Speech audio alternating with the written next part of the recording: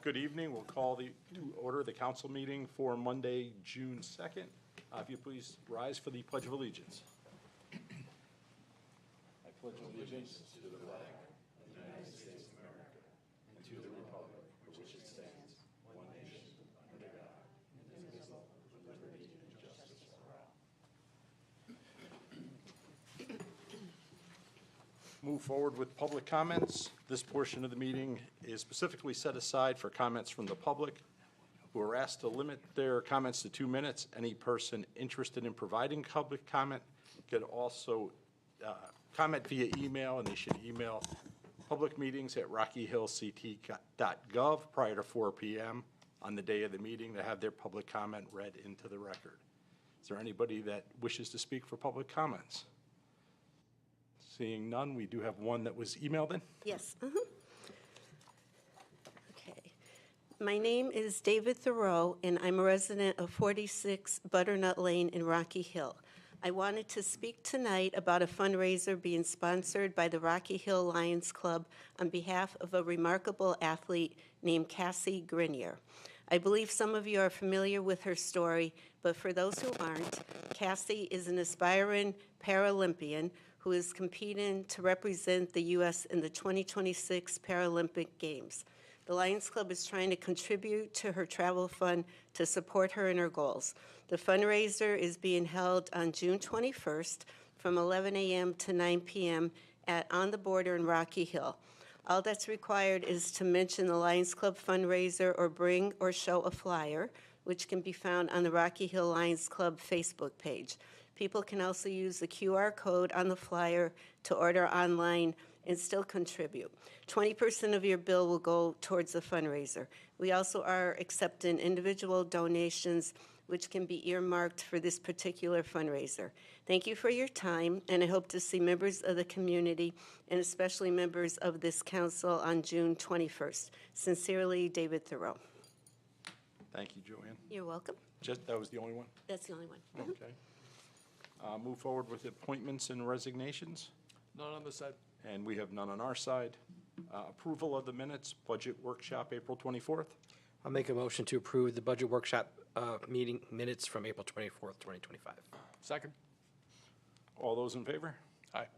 And one abstention. Counselor Prakash? Aye. He's an aye there. His hand's raised on the screen. Approval of the minutes of May 5th. I'll make a motion to approve the town council meeting minutes from May 5th, 2025. Second. All in favor? Aye. Aye. Any abstentions? I abstain. 2 abstentions.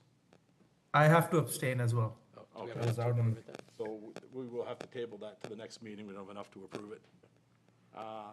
Town council special meeting, May 15th, 2025. I'll make a motion to approve the town council special meeting minutes from May 15th, 2025. Second. All in favor? Aye. Aye. Okay. Joanne, I don't know if you got Punkage was an aye? Yes, thank you. Okay, thank you. Subcommittee reports, finance. I guess I'm finance, so that will, we meet next Thursday at 6 p.m. I believe that's the 10th. Government operations. Government operations were not scheduled to have a meeting since our last town council meeting, so no report. Okay. Public safety. We'll meet on June 16th, Monday to June 16th at 5:30. Thank you. Senior liaison has not met since the last council meeting. We met quarterly. We will be getting an update from, on senior activities this evening. Land acquisition and farmland preservation. Our reports can be given by town manager. Yeah, the committee met last week, 2 weeks ago. The main conversation centered around the community gardens that were planned. We are relocating those community gardens away from the area that we had planned for and going to the area that was recommended by the first Yukon study due to some additional contamination issues that we need to address first. So the side we're going to is the east side, east of the barn, towards the wetland area, but not in the wetland. So we'll be laying that out for the next season. Thank you. Liaison to the state rep and state senator. I did not receive a report from either one. Thank you. School liaison. No report. Thank you. Okay.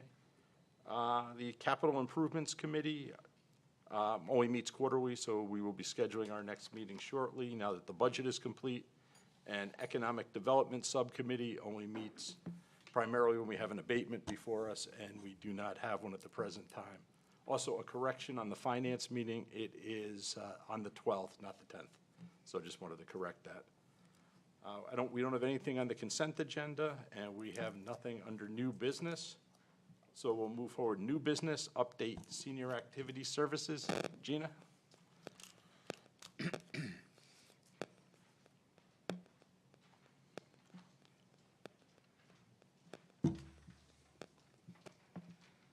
I hope you have cake in that tray. Beg your pardon? I hope you have cake. No cake. It's on a mug and a cup. Cake in a mug, whatever. Hello, everyone. Nice to see you tonight. Just a few things that are going on at the Senior Center.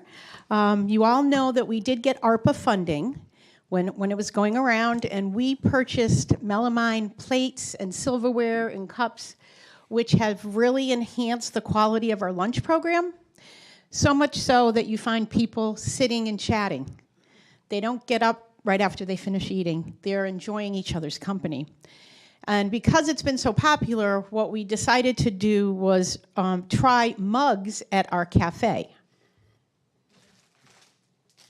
So these are real mugs. If you eat have your coffee and have a snack at the counter, then you get to have a mug, and then you leave it there. Or if you go into the lunchroom, you can have a mug. It saved a little bit on our expenses for paper, and people just love it. It's been great, and we just wash them, and they're good to go for the next day. I have a mug for each and every one of you, so you can see the quality of what our seniors are being able to drink out of. Our lunch program numbers have stayed the same pretty consistently, anywhere between 40 to 60 people, Monday through Friday, which has been great. One of the things we changed, it sounds simple, but it's made a big difference, is we do placemats on the tables. Usually it's a different colored placemat every day. Well, we designed a calendar that has all our activities, one activity on each block of the week. So that's been popular. So we did it for May because May was Older Americans Month, and that was why we started it, and we continued it for June. And people seem to like it. We've been sharing buses with Wethersfield for our trips. We usually do one trip a month, and we get 25 to 30 people, and then Wethersfield fills in the other half. We will be doing a trip to the Red Sox-Yankees game up in Boston with the West Hartford Senior Center in September, and that's full, but that's been well received. This summer, we're going to try some outdoor adventure trips. One is going to be kayaking in August, and then at the end of August, we're going to go to outdoor adventure to the River Quest boat, and they're going to do a presentation on shorebird migration and tree swallow murmuration. So if we're going to be doing a program on birding in July, so hopefully that will bring interest to go watch the birds. I hear it's spectacular. It's at sunset, usually end of August. So we're going to try it and see how it goes. We did a survey last summer with our membership, and some of the things that came out were that people wanted more night and weekend programming. So we've consciously been trying to do some of that to meet the needs of the new members. We just did a social dancing. We had 18 people on a Friday night taking basically ballroom dance, but they're having a ball. Everybody is interested in continuing it, so in the fall we'll go back to Friday nights.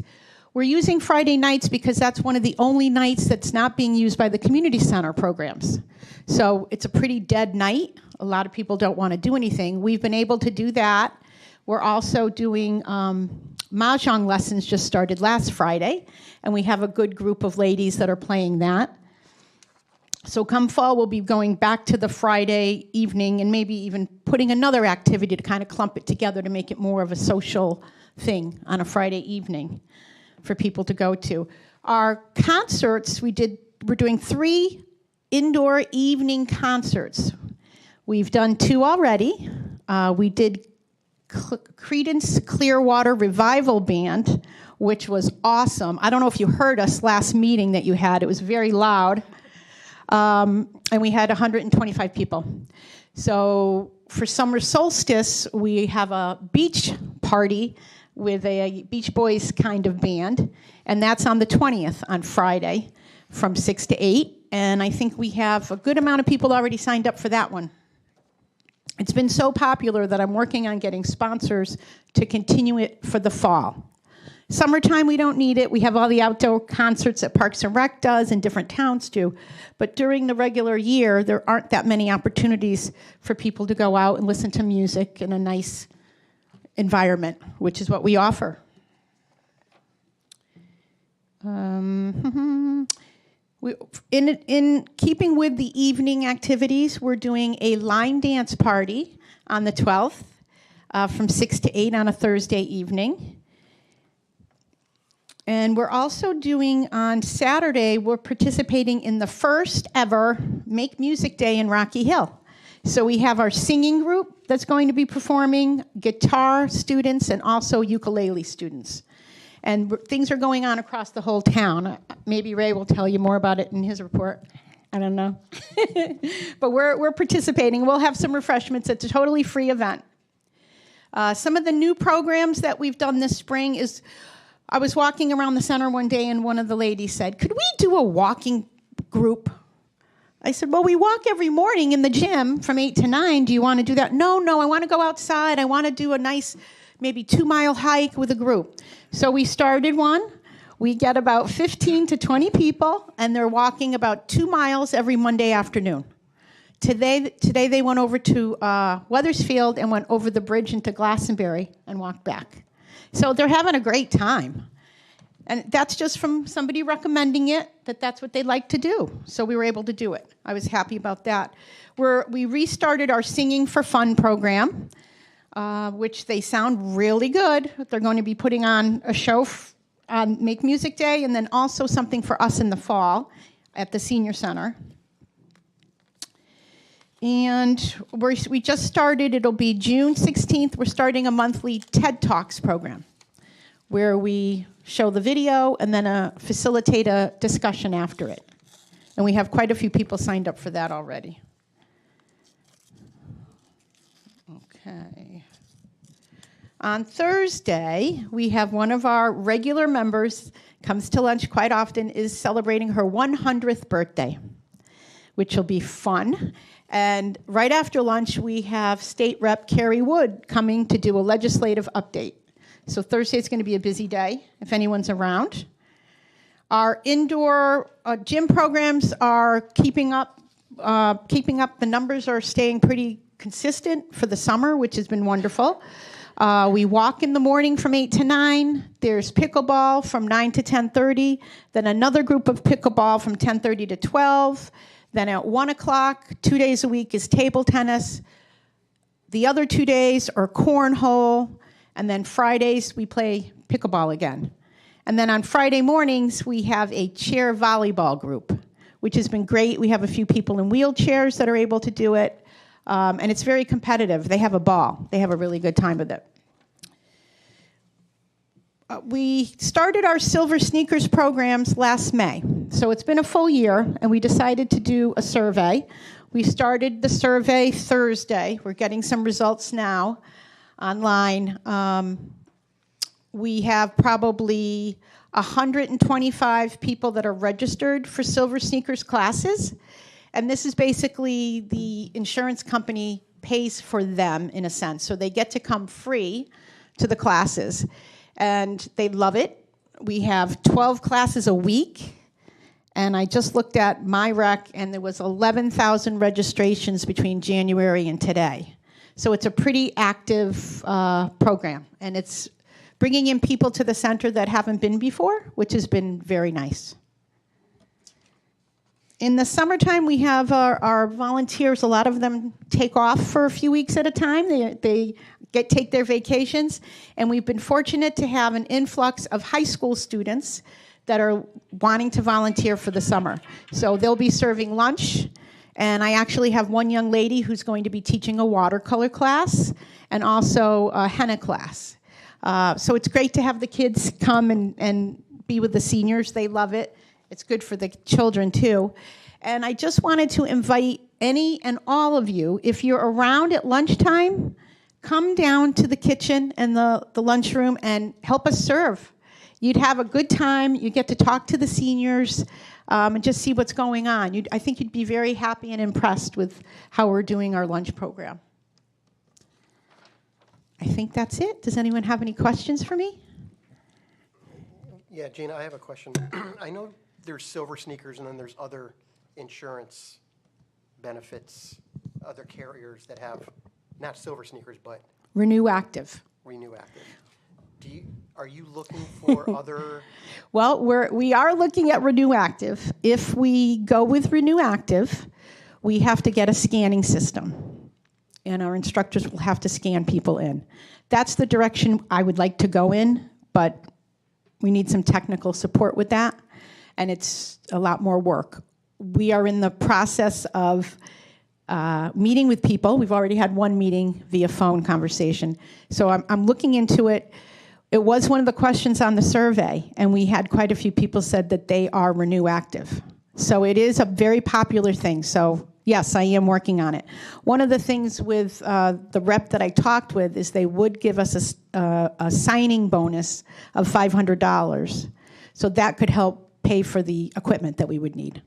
So I'm looking into it. For like Silver Sneakers and the programs that you offer for Silver Sneakers, is it cost neutral from what the insurance pays for these members to attend versus your cost for putting on the program?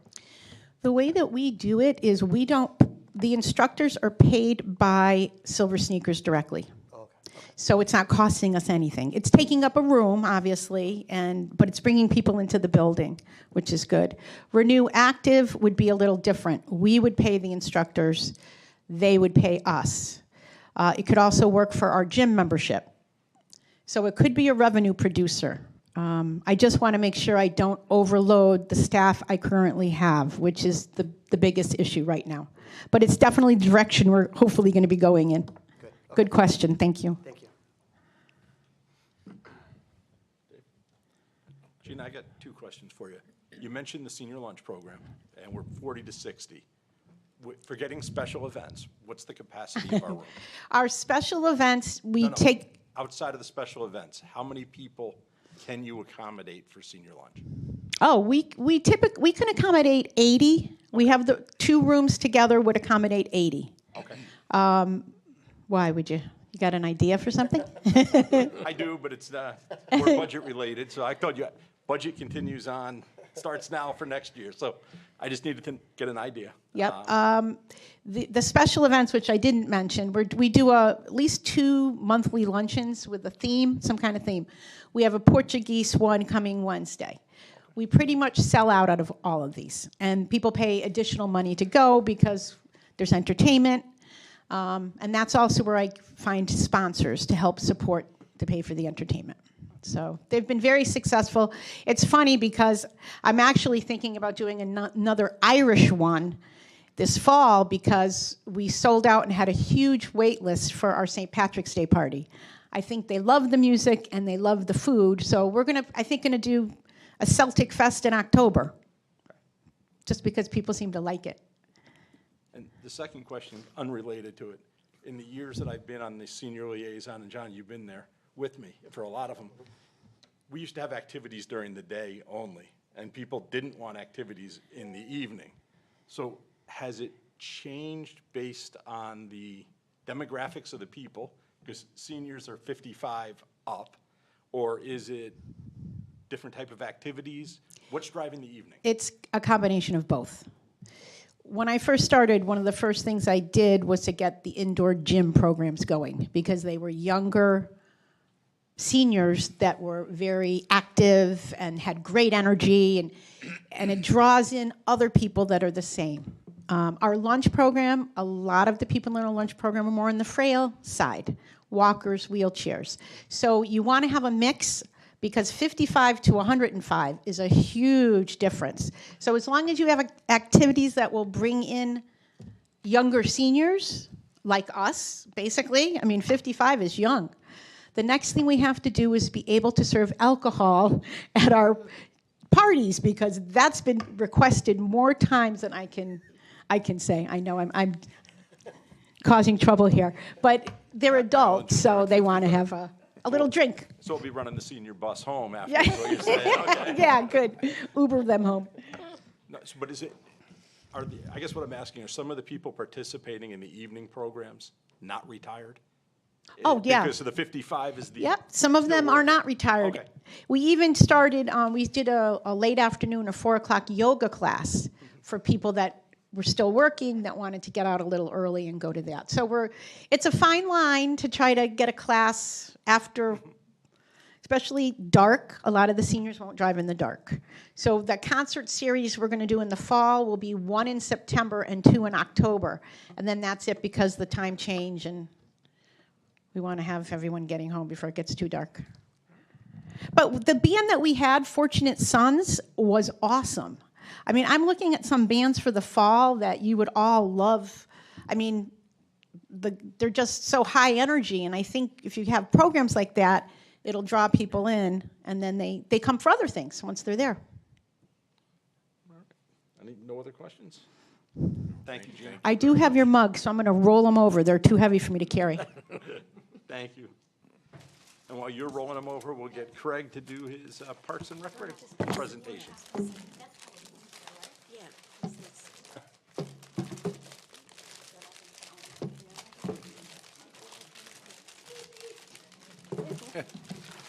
Just counting his chair.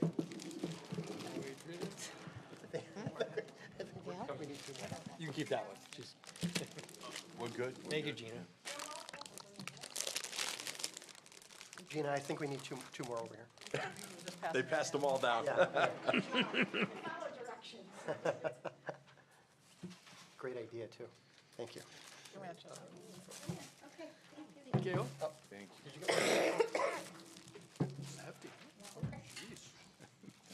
I have one on my desk. I would also chime in too with the programming aspect. I know you guys asked a question about after hours. We work really well together. If there's something that we want to do during the day, we always ask Gina first. If there's something she wants to do at night, she comes to us, just to make sure there's no conflicts. And I would also add that the flexibility, the versatility of the center is huge. There's more activity rooms, and they're multi-purpose rooms, so you can do different things. So I think that's another thing that's really helped out with the programming aspect of the building. So here to give you guys a little update of what's going on with us. I did drop some hats off for you guys because the sun actually decided to come out for an extended period of time.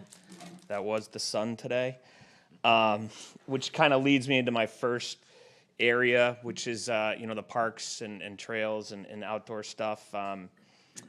We've gone from kind of polar opposites. We had a drought basically in the fall. It was very warm, and we did not get a lot of rain. And now I think I saw something the other day that said it was since they started record keeping, it was the third wettest May on record in Connecticut since they started keeping some of these stats. So I could tell you from our end of things with the games and activities outside, it's been tough on Walt and the crew. We actually were in a position this year, we were able to put the docks in the river a little bit earlier than expected, because when you put the docks in the river, the levels have to be right, the tide has to be right, we got to work with the fire department. We got them in earlier this year, and we're like, this is great. And then the river went up. And then we had to close the park. And then we're just hoping that we don't get damage to the docks, but that was the only time we could put them in. So thankfully, we were able to get them in. But yeah, so we're doing some overseeding. We're doing some slice seeding on some of our soccer fields right now. We're continuing to do some work on Center Green, as well as Center Cemetery. Center Cemetery, we put a lot of care in there over these past few years, and it's starting to look pretty good. We were able to reseed the area around the new pickleball courts at Elmridge Park because it was so dry in the fall and nothing grew. So that's starting to green up. And in the fall, we're actually going to be planting some trees along the walkway from the back parking lot to the courts. So gonna kind of have a row of trees there, which is going to look pretty nice. Yeah, so again, we're in crazy busy mode, and like I said, the weather's really kind of thrown a couple curveballs at us this last month, but we're working through it. Going over to the aquatic side, Elmridge Park, the outdoor pool, will be opening on June 19th. So that's in a couple weeks. We actually had the pool painted as part of a CIP project. We finished that about 9 days ago, I want to say. They were here on a weekend finishing it. We filled it. And now we're kind of balancing the chemistry of the pool, so that takes about a week to kind of get the levels in place. Of course, we need some good weather too, because that always helps out. So yeah, it should be ready to go for June 19th. We will do the annual inspection of the pool on June 16th from the health district. So that's happening. Our swim lessons, our summer swim lessons will begin on June 23rd. The last day of session 1 is June 10th, and then registration will begin on June 11th. But I caution everyone to make sure that they know the level of the class that they're in, because sometimes, first of all, we open our registration for swim lessons like concert tickets, like 12:01 a.m. because they fill so quickly. So I just ask that everyone knows their swim levels, and if they need a question, or they need to have a question, they need an answer, to call the office. All that information's logged in our system. That's from the pool side. We do have our pool passes. The daily pool entry fees are $5 for residents, $8 for non-residents, up from $3 and $7. Pool hours are the same as years past, but we are considering shortening some of the weekend times, like our non-busier times, and like a Saturday evening or a Sunday evening, to help with staffing costs. And yeah, other than that, like the next couple weeks on the aquatic side and even on the camp side, I'll get into that, but it's a lot of training for our guards. They go through all their research right now. They do their in-water testing, so it's a pretty comprehensive process, and we have to make sure that they're ready to, perform their jobs. You guys are going to be old enough in a couple years, so, right? There's that recruitment. I'm recruiting right now. Yeah, you never stop. So that's what we got going on with the aquatic side of things. On the programming side, some good news. We actually started up our first intro to youth cricket program, which we actually were able to finally have it yesterday, because it got canceled for a week because of the weather. So they are utilizing Maxwell Park. So the youth cricket we're getting that off the ground right now. I know there's been a lot of inquiries about using the field for other user groups, which we will get to, and that's going to be coming soon. But right now the goal has been to get the youth off the ground. Once we get the youth going, we are hoping to actually start an in-house adult cricket, tennis ball cricket program next spring and summer, which would be kind of a cool thing. So I think we're going to be able to make that happen. A lot of information here. Yeah, so that started up. That's a 6-week program. And then we're also going, we have a couple basketball camps coming up that we run in conjunction with the high school teams. It's called Hoop Hill. And that's going to be the week of June, I think it's June 16th to the 20th. So what happens with that is we work with some of the high school players and the high school coaches, and then the kids on the team get to they volunteer and they use their service hours to connect with the youth and help them teach basketball, which is, we brought that back 4 or 5 years ago, and it's been really successful. And then obviously we have Summerscape that's going to be happening all summer long at Rocky Hill High School. So from pre-K to 5th grade, there's full day activities. And then we also have a teen program, which consists of a lot of like team building, character building, but then we also mix in some field trips too. We get 2 field trips a week for the teen camp. And then we have a CIT program for our counselors in training. And then we do have before and after care too, if that's a thing that needs to happen for certain families. So, a lot of options there. And again, we're going to be training the staff for that as well. So, like here's a training schedule that we send out to everyone. So it's a combination of hybrid. It's in person. It's hands-on, CPR, first aid, ALICE training, mandated reporter training. So we're checking all the boxes to make sure that we meet all the needs of the public for that child care setting. And then the last thing I was going to tell you guys with regards to that. Oh, concerts. So our summer concert series begins on Tuesday, July 8th, and it's every Tuesday night for 5 weeks. We have a little mix of everything this year. We've got Southern Voice, which is country. That begins on July 8th. We've got Mass Confusion, which is Motown, R&B, pop. They're awesome. Then we have Shaded Soul, which is another great band. Renee Prescott, her and the crew have been here a couple times. We have Murphy's Law, which is a Southern rock band.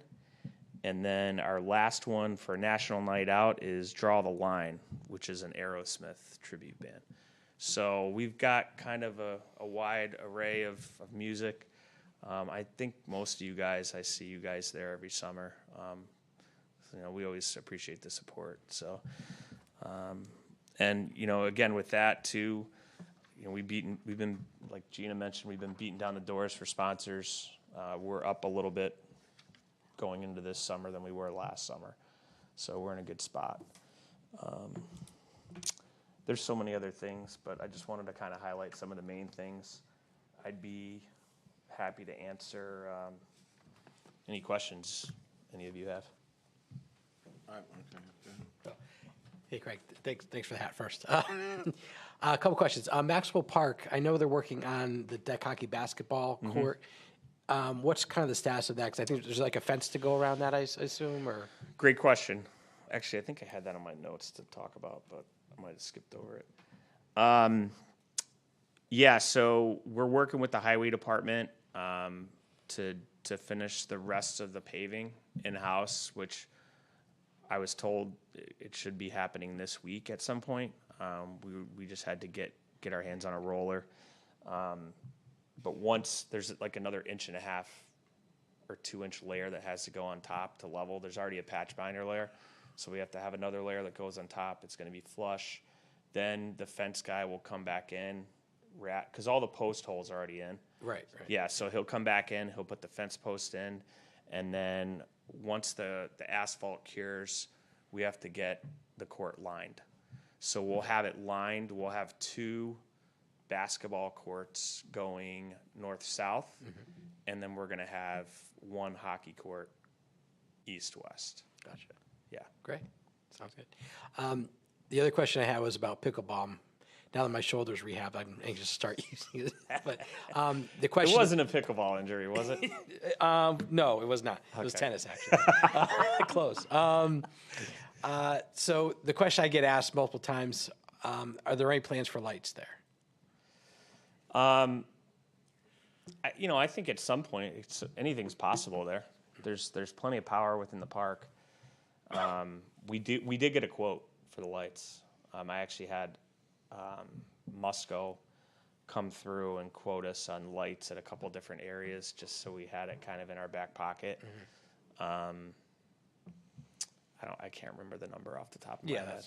I mean, are there options perhaps to get grant money for something to put toward that? Do you know, or? I haven't seen any grants out there for that, but that doesn't mean that there's not. Definitely something we could look into, for sure. I mean, to light that area, you wouldn't need a lot. A couple posts. Oh, that's it. Okay. Yeah, and you don't need the poles don't have to be that high either. Yeah. And the light that LED throws off now it's crazy. It would be very efficient. I think the quote we had, I think there were maybe either 2 posts or 4 posts, but yeah.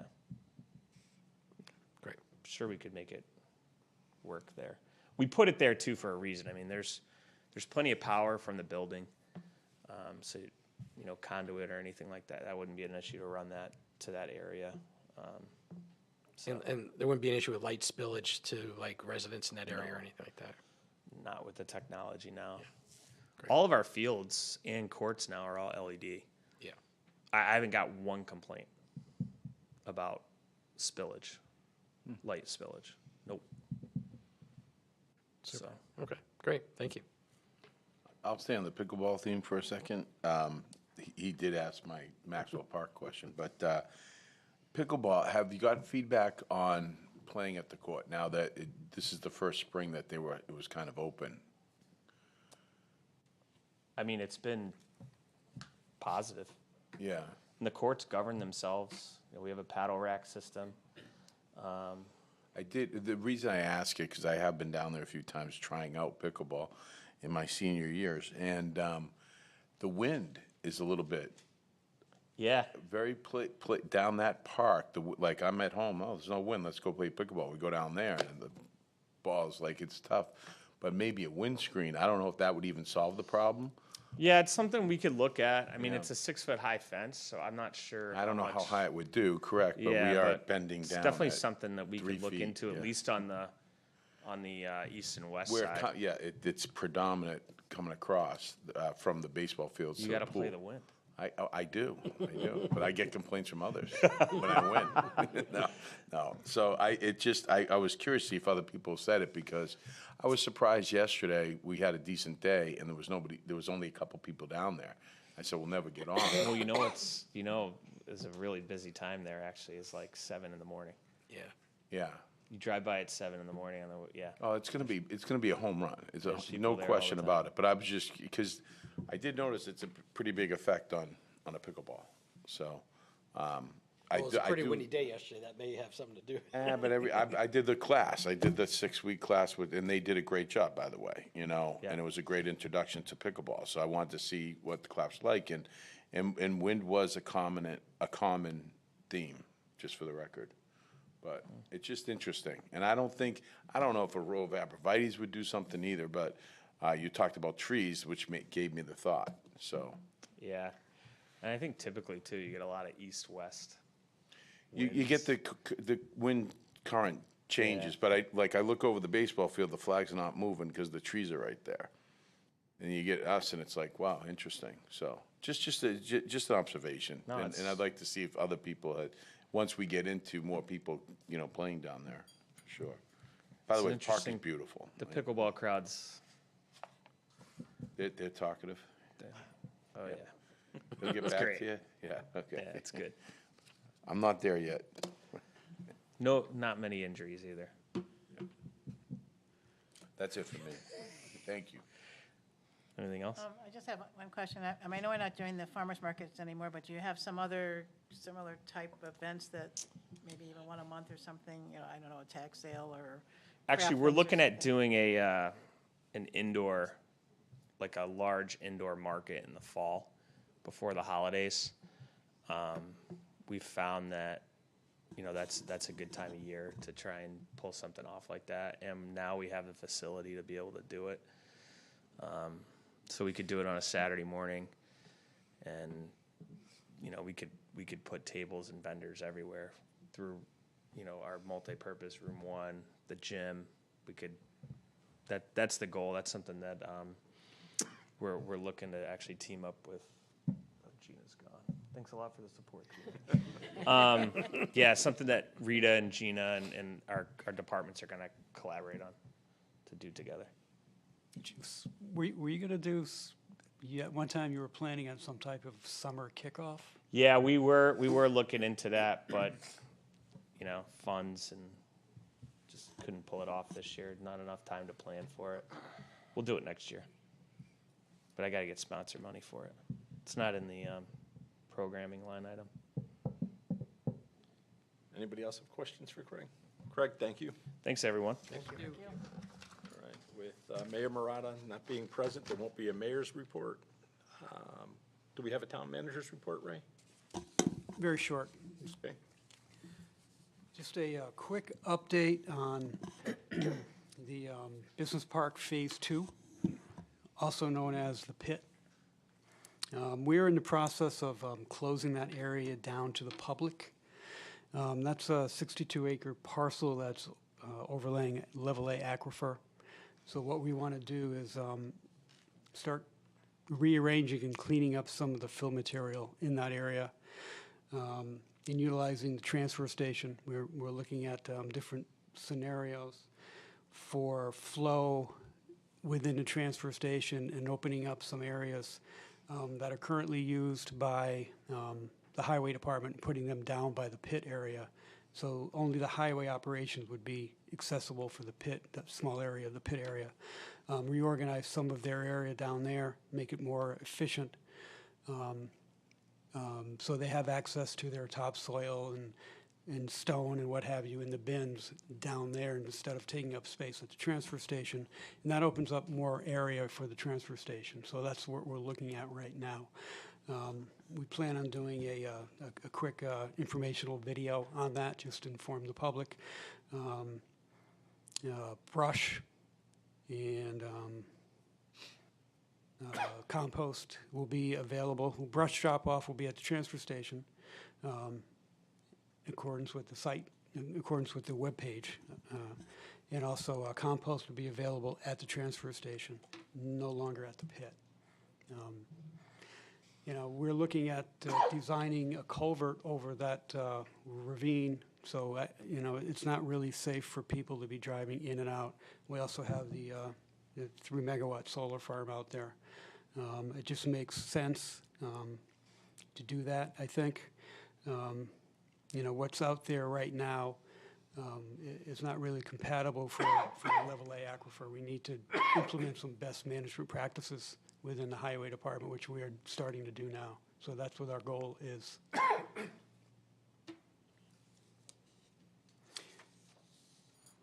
And just a couple of notifications of some events, since we're talking about events tonight. The second annual Juneteenth celebration will be Wednesday, June 18th, Elmridge Park, from 6 p.m. to 8 p.m. We will have live performances. We will have Jamaican Kitchen. We'll have Blue Chip Creamery also attending. Contact information at Parks and Rec as usual. Rocky Hill Pride celebration will be June 4th this week from 4 to 6:30 at Elmridge Park Gazebo. Rain location will be the community center. It's free to everyone. So come join crafts, snacks, music, and all sorts of fun. Make Music Day, Gina had mentioned. This is a townwide music promotion, kind of like a free-spirited, free-for-all. This is the first time that we're doing this, first time we actually heard about it this year. That will be on June 21st. I know Gina has a few activities planned, and the library has a few activities planned. I know Alondra Main has been working on some activities. So I'm kind of interested to see how this works out and exactly what this is. So come on out, wherever you are, start singing. Me.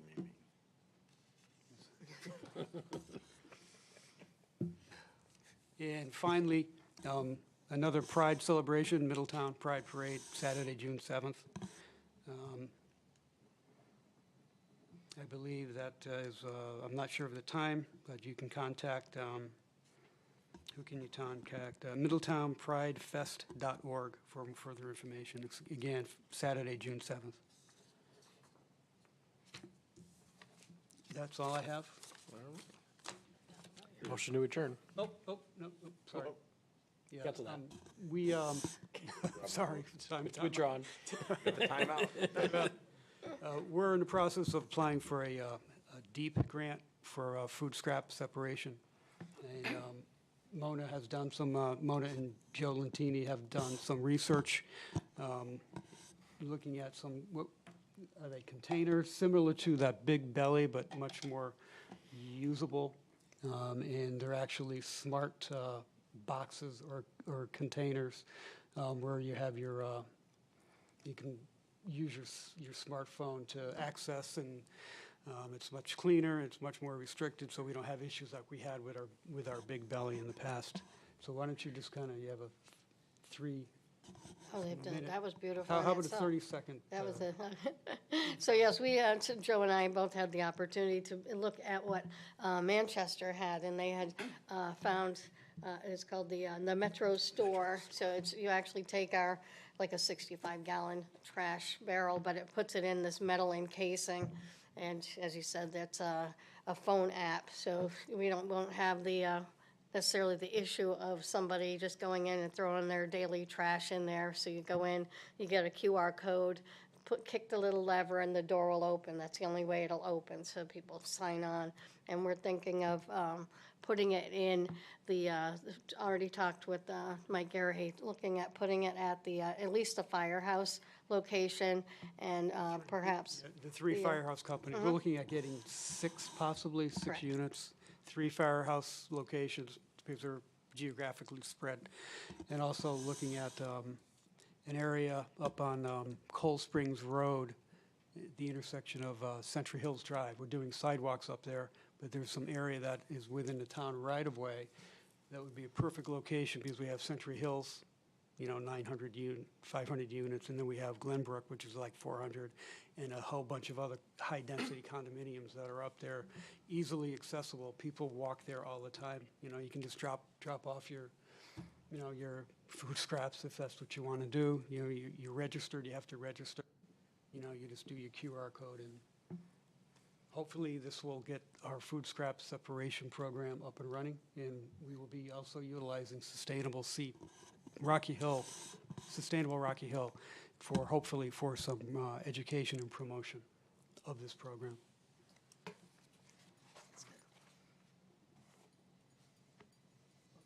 Jeff?